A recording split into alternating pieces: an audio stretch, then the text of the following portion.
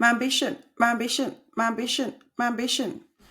What's up, everybody? Welcome back to my ambition. So this week, Alex away, it's just me, Tiffany. But I thought I'd still bring some ambition vibes, still bring the party, because I'm a little bit crazy, so I probably could party by myself. But anyway, we'll get right into it, right? So this week, I thought I'd talk a bit about the beautiful contradictions of motherhood and ambition, because this idea came off the back of a post that I put up on LinkedIn about the differences in my children's response to me going to work versus my husband going to work, and how um, and it just seemed to resonate with a lot of people. So I thought, wow, it's not just me dealing with this. There's other people thinking about it too.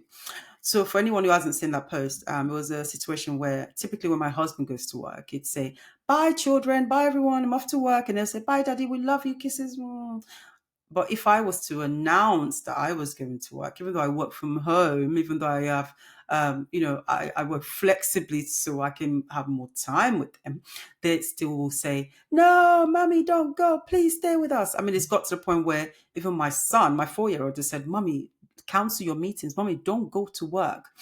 And that scene, plays out regularly in our house.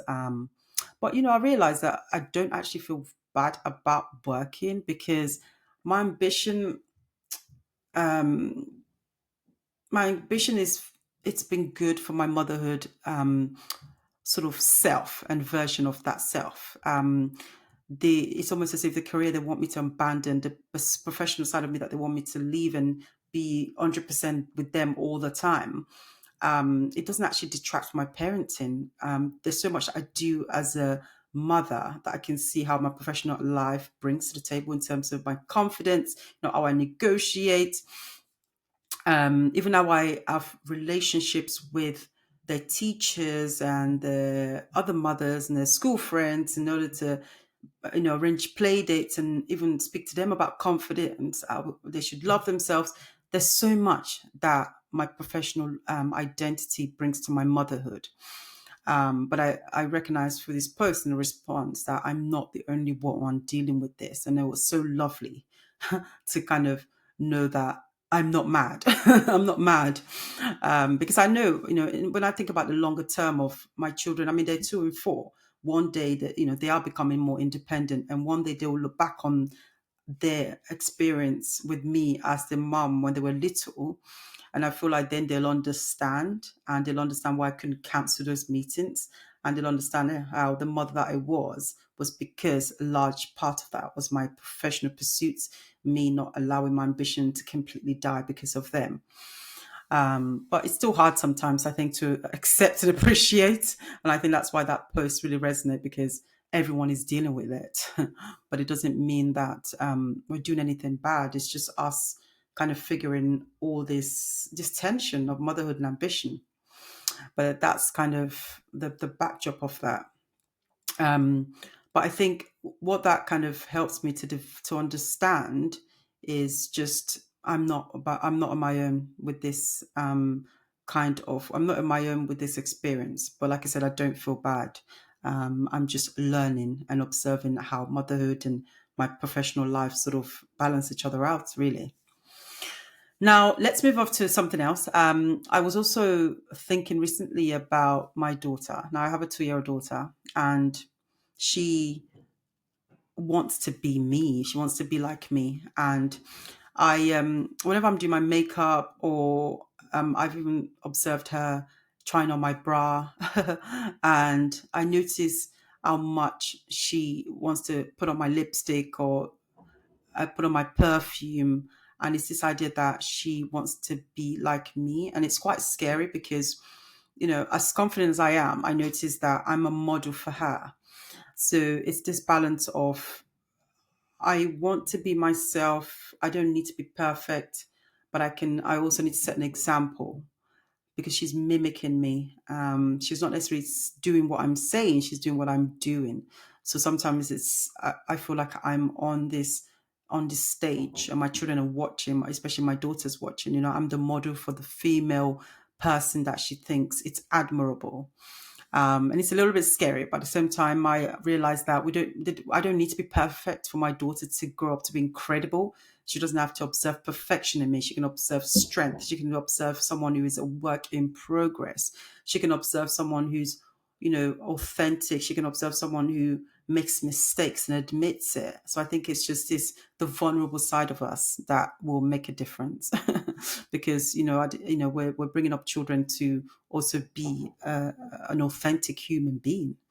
So I suppose that's the kind of the first contradiction, is that children are mimicking us, but they're also teaching us so much about ourselves and the world and how they develop. Now, my second contradiction is this idea that even though my children resist my work, it's forming me, because I realized that even through motherhood, the leadership that I'm developing, it's just incredible. Like, I spoke to someone the other day and we're saying how the best leadership lessons typically happens before 9 a.m.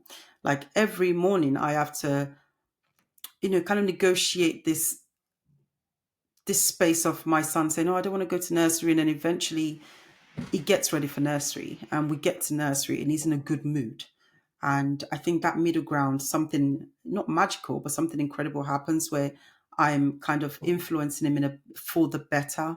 I find a way to make it an interesting journey to nursery. We stop at imaginary train stations.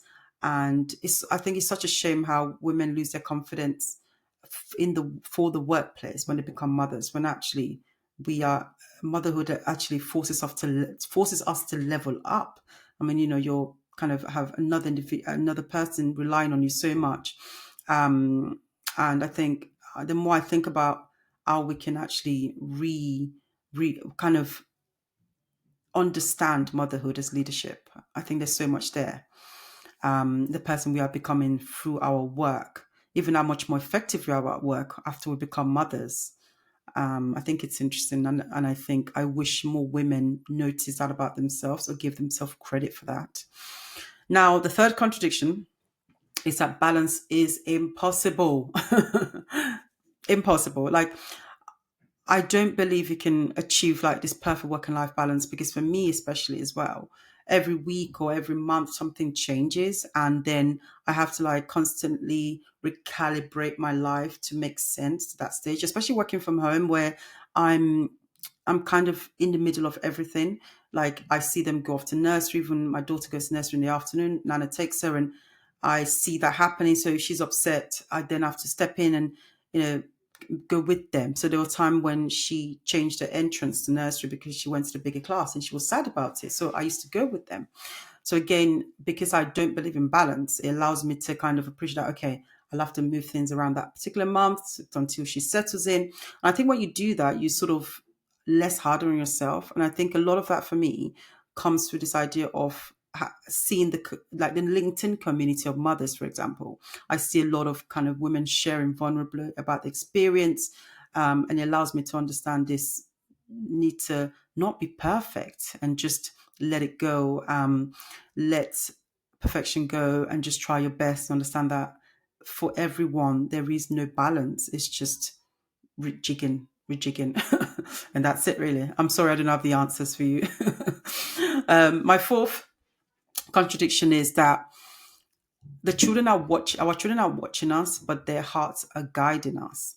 And that came through another post that I made on LinkedIn about how I'd been reading Anne Frank to my children, and my son, in the section where it said that the children had special stars and they went to a special school, my son at that moment said, "I want to be a teacher at that school so that I can tell those kids when they lose something, that they'll be okay." And it was interesting how, I've read Anne Frank autobiography. Oh, by the way, this is the children's book version. I've read it so many times, the actual book, but the diary, but I never thought about it like that, because as an adult, I couldn't step into that childlike perspective, and my son had that. And I think that's one of the reasons why I definitely believe that motherhood shapes us. I feel like my children are raising me as much as I'm raising them. Just this idea of natural compassion, being able to see the world differently. And it's really beautiful. And I just think that's one of the reasons why I really do think motherhood is leadership skills, because this is what we learn, the person we become. And if we allow our children, if you observe them, the, the, the ways that they change how we see the world really is beautiful. Number 5 contradiction is that we teach our children strength, but they teach us kindness. And again, I think that ties back to my previous point. I'm modeling confidence to my children, I'm modeling boundaries to them, but they're so young that they see the world in such a beautiful, magical way. And what comes back to me is the empathy. If, for example, my son, the way he sees the world and the way he's so kind and wants to save every like animal we come across, it's really interesting. It's kind of like it's flowing both ways. They're teaching me, I'm teaching them. And it's nice to be able to just be part of that experience. Number 6 contradiction is our children need our presence, but yet they benefit from our absence. Now, I say that because I've actually recently come back from a trip to Istanbul in Turkey by myself. Yeah, by myself, no children. Now I know, yeah, I had to deal with a lot of initial guilt, but I got over the guilt quite quickly. Just because, like I said again, I think sometimes you have to pay attention to us through motherhood, because motherhood is one part of our life, but obviously it's very consuming. But at the same time, sometimes it's okay to kind of take a step back a bit and kind of look at yourself, take time by yourself. I think it enriches motherhood actually. So I went away, obviously left them with daddy and the grandparents as well. So obviously they have a lot of love around them. And it was interesting how they reacted. I thought it'd be upset. I was texting my husband, they're crying. If they asked about me, no, nothing. I even did a voice, a video call several times, and I just didn't see any tears. I didn't see any, oh, what mummy. Obviously, they'd occasionally asked for me whilst I was away, but overall, they just seemed to carry on with their lives, which I was like, oh, but that's not a bad thing. It just means that, luckily, our village is supportive.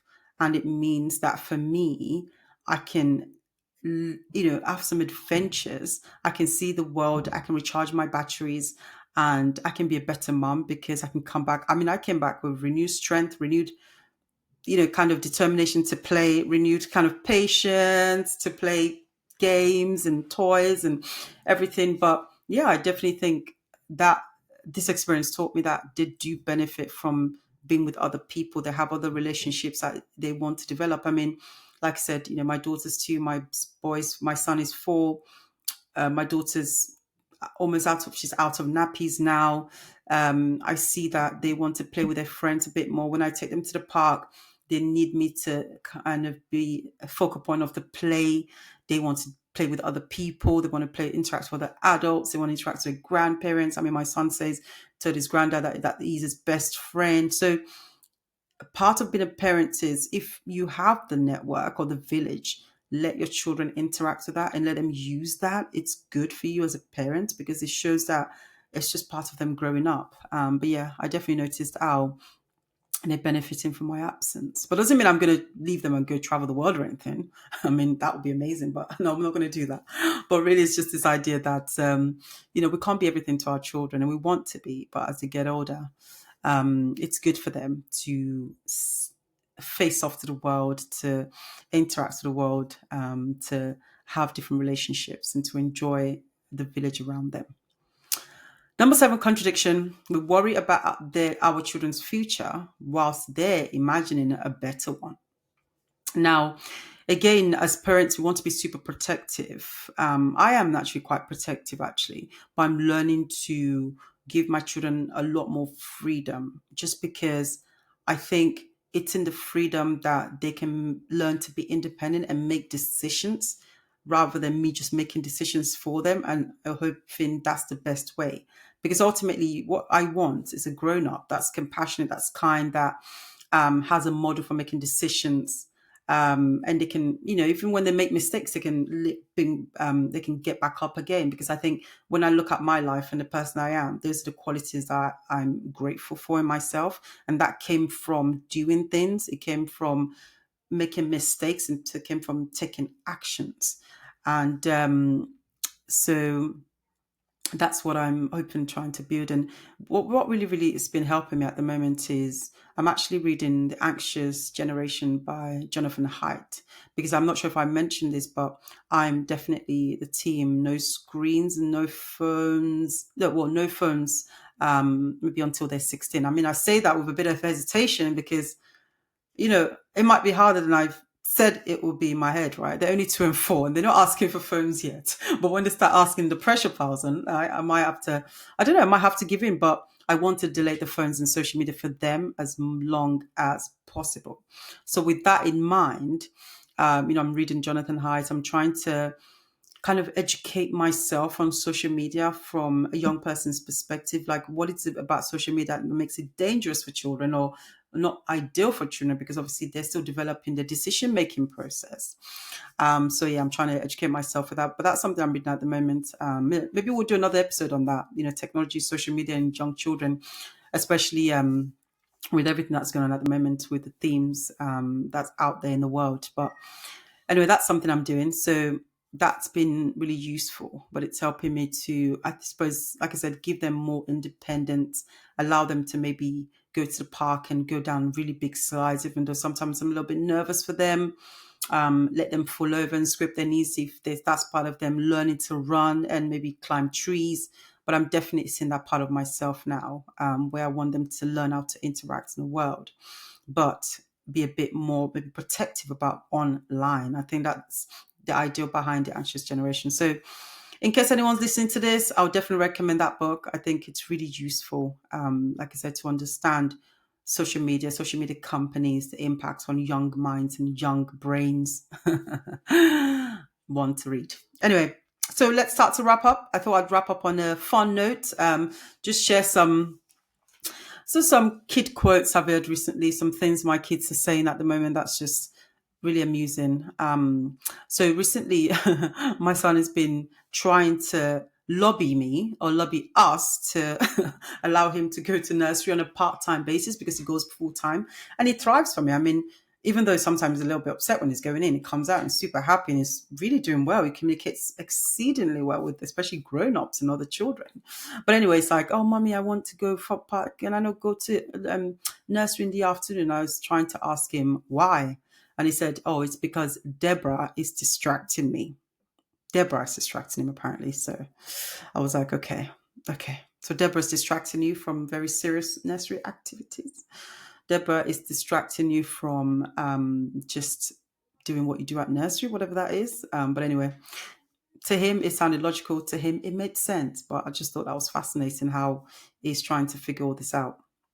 Another thing my son, is typically comes up with a one-liners. Another one he's been coming up with is that the other time we're at the beach and my son is usually quite cautious. He doesn't really like sand in his toes or getting wet.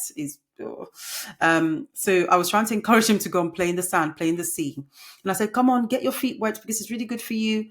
It's fun, it makes you feel alive when you experience things. And even though things might get a bit wet, we can dry it off later.